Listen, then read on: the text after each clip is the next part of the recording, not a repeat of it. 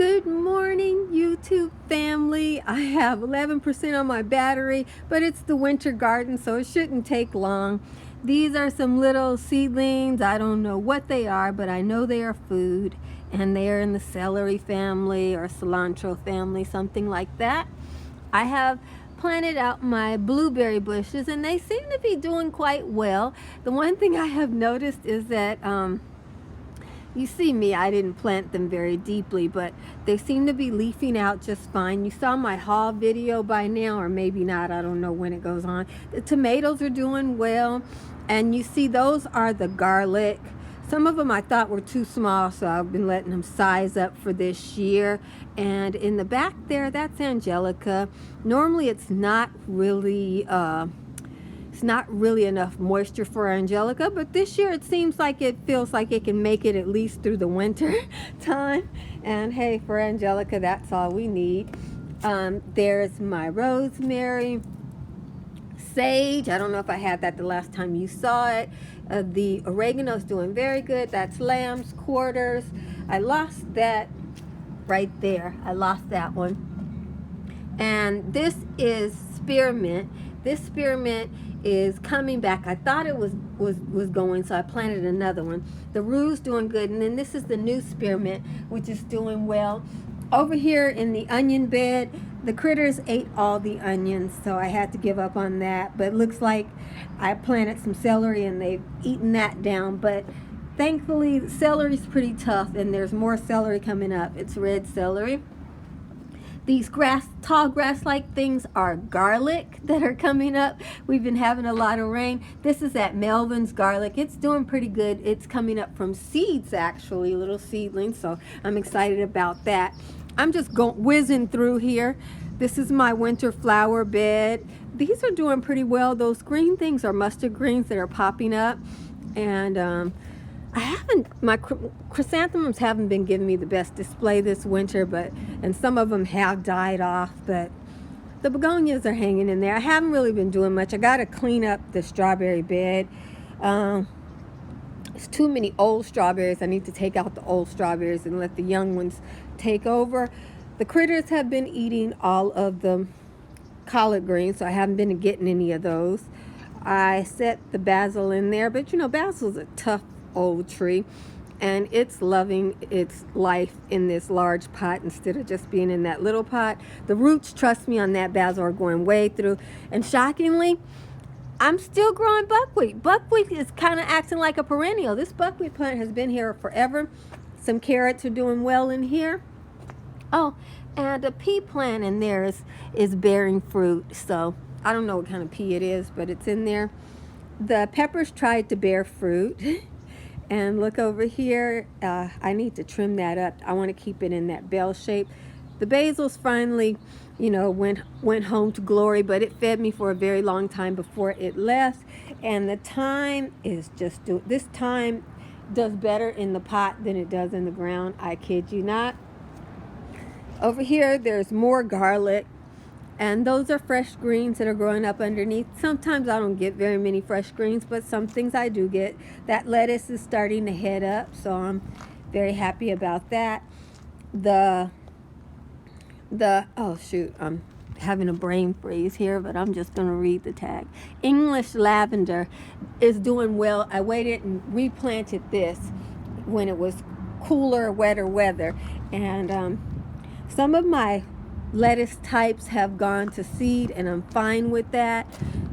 Look at this right here. This is endive or something like along those lines. Very expensive vegetable in the store, and it's got a bitterness to it, so it's not being eaten, but isn't it just lovely and delicious looking?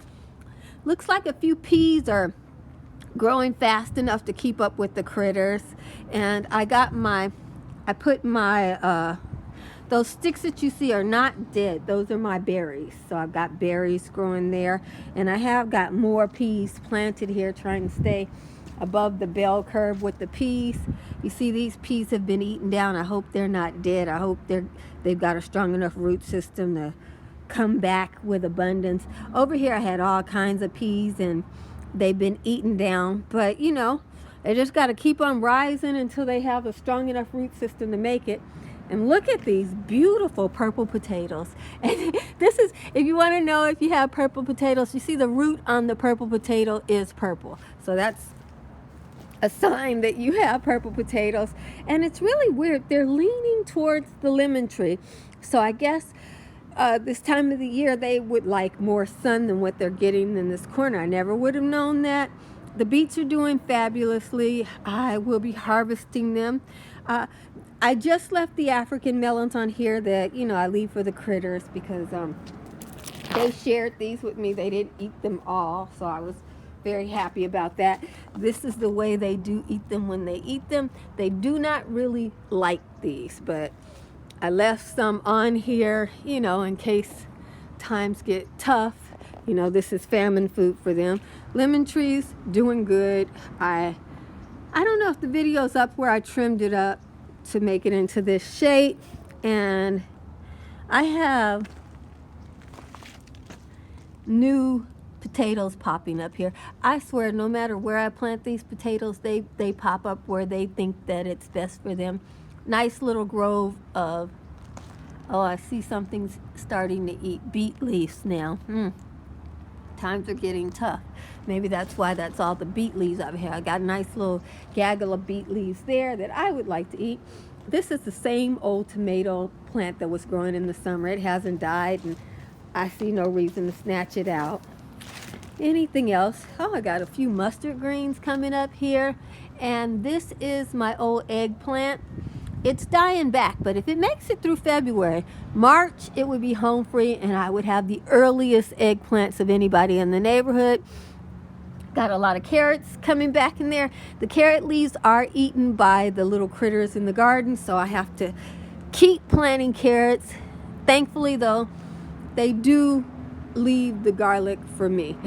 Let me see. Oh, over there in the distance, let me just tune it. That's my artichoke, and it's doing pretty good. It's hanging in there. It's staying alive. I think it gets trampled a lot from looking at the lower leaves. Hey, that's the life being a part of the food cycle, but it is not a desirable plant, and I've showed you everything. So thank you very much. That is the winter garden. As you see, I've got a lot of work to do.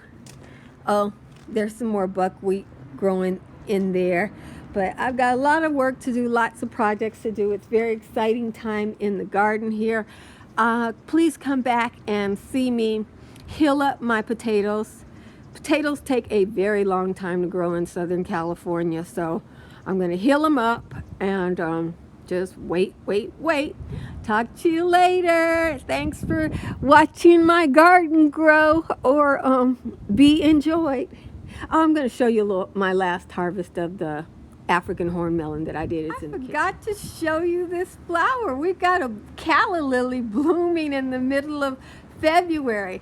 We were expecting calla lilies for Easter, and I'm sure we'll get those as well, but the calla lilies really loving life, so we got one of those. I wanted to show you my African horn melon harvest. That whole bowl is full of the last African horn melon harvest, so my mother was correct. I left them on the vine. As you can see, the vine is dead, but the fruit still living just fine, and here they are. I ate one, so I'm really happy with that plant. If it grows in your area, if your area is warm enough to grow that plant, it caved, I think, at about 40 degrees. So, but so what? If once it fruits, you get to keep the fruit. So I just wanted to give you that little quick update with that. Thanks for watching my garden, girl.